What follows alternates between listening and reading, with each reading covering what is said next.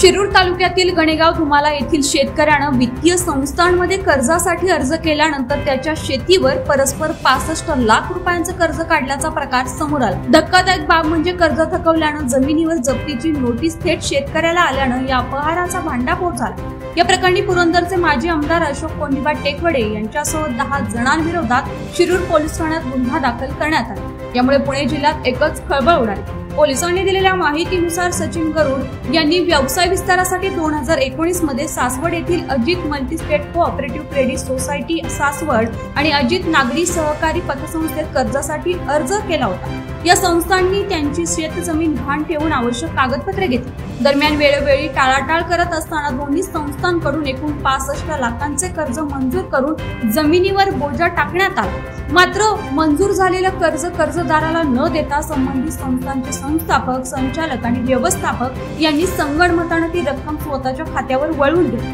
दरम्यान 2023 मध्ये कर्ज थकल्यानं जमीन जप्तीची नोटीस आल्यानंतर गरुड यांनी तहसीलदार कार्यालयात चौकशी केली असता हा प्रकार त्यांच्या लक्षात आला। त्यानंतर त्यांनी न्यायालयात दाद मागितली। सुनावणी दरम्यान न्यायालयाने शिरूर पोलिसांना संबंधित आरोपींवर गुन्हा दाखल करण्याचे आदेश दिले। या प्रकरणाचा अधिक तपास शिरूर पोलीस करत आहेत।